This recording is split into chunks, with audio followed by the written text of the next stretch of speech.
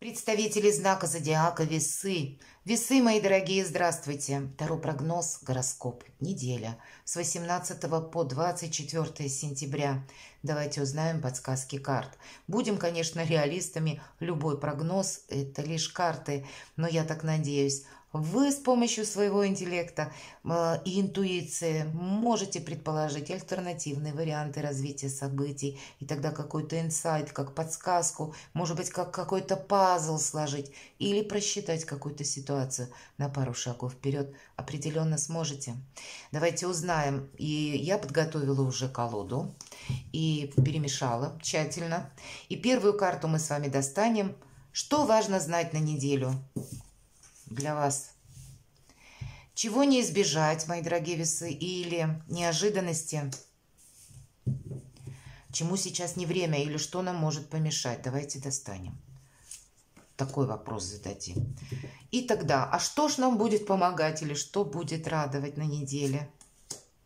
Что скрыто от вас или чего мы сами можем где-то прошляпить, не заметить, на что обратить внимание? И по основным сферам жизни достанем тоже 3 карты. Первое. Дела, работа, бизнес. Как будут продвигаться? Любые дела. Все равно ж, даже если вы дома, ну какие-то же дела у вас есть. Что по финансам? Личная жизнь. И подведем итог, спросим совет от карт, как карты видят эту неделю. Что нам они еще подскажут? Итак, что важно знать для вас, мои дорогие весы? Есть какая-то ситуация, карта повешена, знаете, для кого-то период ограничений. Или вы можете, не обязательно что-то плохое, негативное. Кто-то из вас может быть где-то на отдыхе, и именно, знаете, как на острове, но не обязательно, конечно, так. Или какие-то вопросы вы решаете, находитесь тоже в удалении, как будто, да, от своего привычного места проживания. Для кого-то из вас это поездка куда-то, может быть, путешествие, но тоже вы куда-то уехали и там просто вот в одном месте остановились, там для вас где-то незнакомо. Вы чувствуете, ну не могу я так вот развернуться, потому что местности не знаю. Вот у кого-то банально так может проиграться. Но, безусловно, есть еще и другие значения. К примеру, есть какая-то пауза, которую мы не избежим, и тогда не стоит себя тормошить. Нужно принять во внимание, что да, что-то либо идет не так, либо есть в чем-то заминка, и это старший аркан, себя как будто ускорять или пытаться, словно, знаете, себя, ну, как-то резко перестроить или заставить что-то делать. Вот по этой карте нет. По ней увидеть, как будто с другого ракурса хорошо, рассмотреть как раз альтернативные варианты развития событий.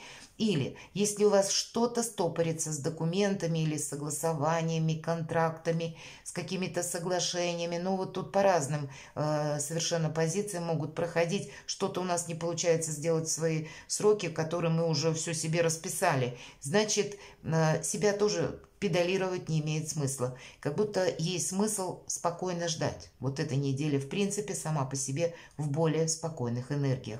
Но в то же время мы не должны на что-то согласиться, чтобы потом оказаться где-то как в ловушке, мои дорогие. Все-таки есть по 12-му старшему аркану такое значение, как карта жертвенности. Вот мы не должны преждевременно или сгоряча кому-то что-то пообещать, а потом остаться с какой-то проблемой, словно один на один, и выкарабкиваться. Вот такое значение тупика как бы тоже имеется в виду. Поэтому в тупик сами себя не загоняем. Давайте неожиданные события. Семерка мечей, о чем нам может говорить? Называют эту картой вора. И тут, правда, по аркану повешенного мы какую-то нечестность должны увидеть. Может быть, как раз с другого ракурса рассмотреть. Или когда пытаются нами манипулировать. Семерка мечей – это карта хитрости, ловкости и изворотливости. Это мы можем столкнуться с такими людьми, причем разными. Это где-то может и в ближнем окружении быть, может быть это и коллеги, может быть мы столкнемся просто в аптеке, в магазине, правда, вот будьте внимательны, здесь мы не можем себя подвергнуть риску на этой неделе от начала до конца.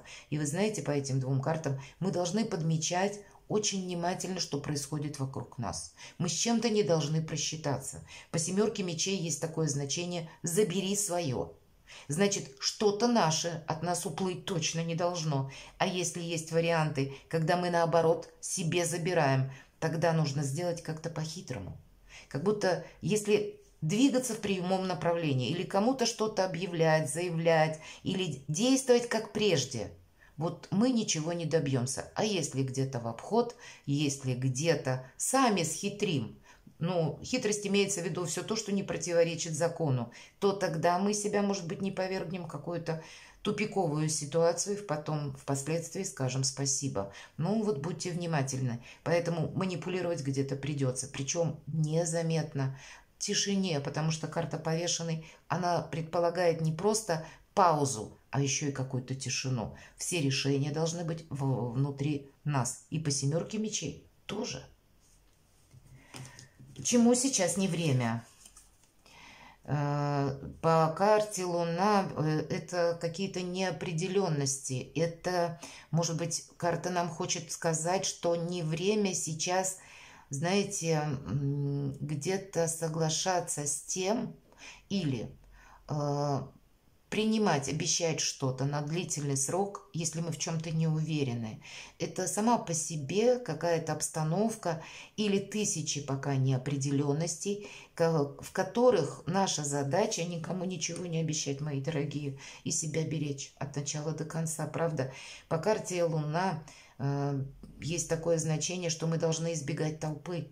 Потому что есть выражение «меня несет толпа», и мы тогда ничего не контролируем. Мы не можем изменить как-то ситуацию, мы не можем ее переиграть. Вот этому сейчас не время. Вы должны контролировать каждый свой шаг и как будто, глядя на то, как вокруг вас разворачиваются обстоятельства, взаимодействовать с ними таким образом, чтобы для вас не было риска. Ни для вас, ни для вашего материального положения, ни для вашего статуса, ни для вашего продвижения. Вот есть элемент того, что с чем-то мы тут можем просчитаться. Но с другой стороны, по карте Луна, к примеру, иногда проходит это со знаком плюс, когда мы что-то делаем дома или занимаемся, может быть, делами, которые касаются наших ближних, или, знаете, тепло, как домашнего очага, что-то реструктурируем или улучшаем, делаем более комфортным.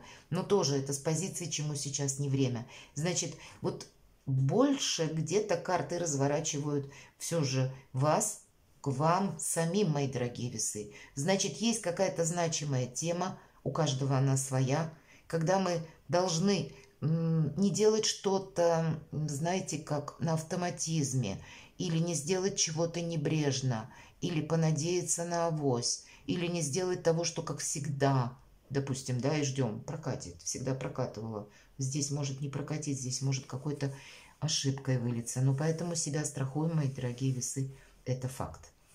Есть такой момент, что если, предположим, мы берем, допустим, состояние вашего здоровья, предположим, если вас что-то беспокоит, вот с учетом всех этих 3 карт, определенно есть смысл обратиться к врачу. Мне вот писали, и я отвечала, почему вы не рассматриваете вопросы здоровья. Да у меня профессионализм, я никак рассматривать вопросы здоровья. Это ни в какой расклад не укладывается, когда мы чувствуем себя в недомогании или есть какие-то вопросы, что-то пошло уже с нашим здоровьем не так. Это мы идем к специалисту, а не смотрим гадания. Сколько людей с запущенными случаями, потому что верят то гадалкам, то знахарям, то еще кому-то. Поверьте, врач есть врач, обследование никто не отменял. Но это я так попутно, поэтому все-таки сама по себе Луна 1000 неопределенностей. Мы не должны оставаться в неведении по этой карте. Мы для себя должны, наоборот, что-то прояснять. Но, опять же, делаем мы это без какой-то афиши. Мы просто принимаем решение и дальше где-то действуем и контролируем ситуацию. Что будет помогать? Если мы бросим вот эти 10 жезлов, и нам показан человек, посмотрите, именно в этой колоде карт, прилично одетый, дорогие одежды, тащит эти палки, 10 жезлов, и даже не поднимает головы. Он не видит горизонта, он ничего не видит, он просто устал смертельно. А если бы он бросил эти жезлы и оглянулся, что вокруг меня, Разве потащил бы он эти 10 жезлов в эту облезлую башню, в которую он направляется? Для чего?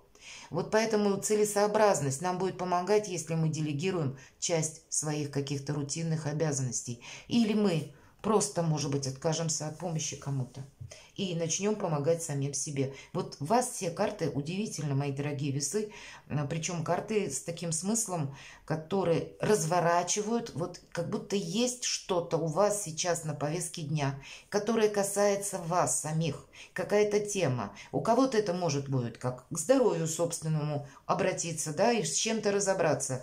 У кого-то разобраться, может быть, с вашим бизнесом или какой-то бизнес-проект. Вам именно нужно надеяться на себя, а не на людей, иначе все сгорит, все куда-то не туда может пойти, правда, или обмануть еще могут. Если это касается где-то обычной работы, значит, тут тоже не делать за себя, не просто за себя, а еще и за того парня. Ну вот как-то вот минимизировать надо энергетические затраты, потраченное время, физические усилия, освободить собственное пространство, чтобы для себя самого что-то сделать со знаком плюс. Уставшие люди делают ошибки, поэтому вот помните. И что скрыто? А как раз это карта, кстати, эгоиста. А вам эгоистом надо быть. У вас сейчас как будто деньги, нам говорят, есть. Или финансовый вопрос мы можем решить, закрыть. Деньги будут, да, может быть, они еще к вам не пришли, ведь это что скрыто. Значит, мои дорогие весы, вот-вот вы их получите. И человек нам показан, который доволен собой. Вот запомните эту карту. Вам сюда. Вот все 4 предыдущие об одном и том же. И вот что скрыто. Вы как будто не видите себя, мои дорогие весы. Вы впряглись в какое-то дело и так себя отодвинули в какой-то очень далекий угол. А здесь себя надо вот так, на пьедестал. Мы чего-то не видим, понимаете? Какие-то именно, может быть, по велению вашего сердца, или то, что вам хочется заниматься, или то, что уже назрело. Вот надо что-то как будто делать с позиции того, что мне, безусловно, нравится, то, что мне помогает, то, что для меня полезно. Вот это для вас сейчас наиболее актуально. Я бы сказала, правда, как по карте повешенного. Ведь он себя перевернул, чтобы увидеть с другого ракурса. Развернул на 180 градусов. И вот вам нужно развернуться на 180 градусов. Как будто это жизненно необходимо. Дела, работа, бизнес. Ну, шикарно. Вы маги и волшебники, у вас тут очень многое получится. И я бы сказала, вот в таких энергиях вам нужно использовать их на благо самому себе. Тут, правда, надо побыть эгоистом. И, кстати, алхимик, ведь это эгоист тоже где-то. Он больше сконцентрирован на себе и на своем взаимодействии с окружающими, на своей идее, мои дорогие весы, на своем творчестве, на своем хобби, на своем ремесле, на своем бизнесе, на своей должности или на своей работе, или на своем каком-то проекте, теме, как угодно это называйте. Вот есть, значит, я, может быть, мое самочувствие, моя ресурсность в плане бодрости, физической активности, материального выражения и моих планов на будущее. Вот на всю неделю вот ваши задачи. И у вас очень большой потенциал решить очень много вопросов. Именно по части собственного продвижения, собственного, ну, где-то я бы сказала, довольство жизнью. Это тоже очень важно. Давайте мы посмотрим. Нет ничего невозможного, правда. В финансах, правда, деньги будут, даже если где-то так, ну, задерживались или были сомнения. Праздник после победы. И сама по себе карта 4 жезлов. Ее люблю за то, что ведь это карта якоря, когда все у нас тут стабильно, понятно, а главное, с радостью, мои дорогие, есть праздник. И, значит, финансы, если где-то даже не на этой неделе, то, значит, вот они уже на подходе. Что-то вас будет финансово тоже радовать. Или какой-то вопрос, который, может быть, касался недвижимости, ну или еще чего-либо с подтекстом все равно финансово-денежным, у вас тоже будет решен положительно. И в личной жизни принц жезлов, мои дорогие весы, и здесь 3 позиции.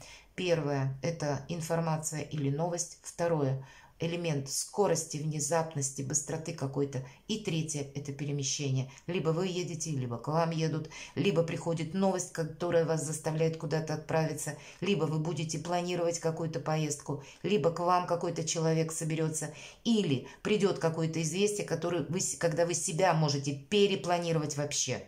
И причем сделать это быстро. По этой карте мы на что-то быстро откликаемся. И это не обязательно, как знаете, предложение какое-то. Мы можем услышать, правда, какую-то информацию и изменить где-то свои собственные планы. И такое тоже может быть. Не совсем нам тут про любовь говорят, и хоть и 9 кубков выпадает, это тоже не про любовь, но, видимо, вот у вас какой-то, знаете, любить себя, я бы сказала, ваша задача на этой неделе. Давайте совет от карт. Должен ваш какой-то проект продвигаться.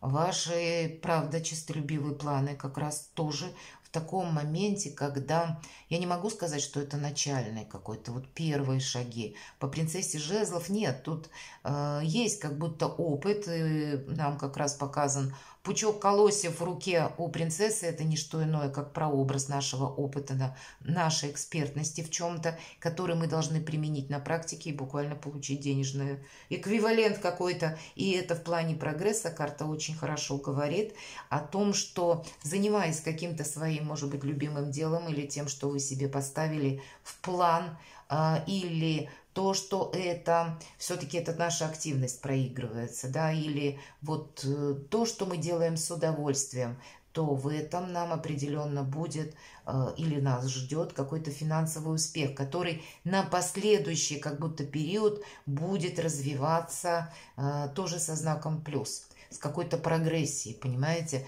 Вот именно прогресс по этой карте проигрывается даже тех дел, которые мы начали недавно. И мы, может быть, себя еще не чувствуем суперэкспертами, или мы в себе сомневаемся. И нам карта говорит: продолжай. Вот у каждого ведь своя какая-то история жизни, правда?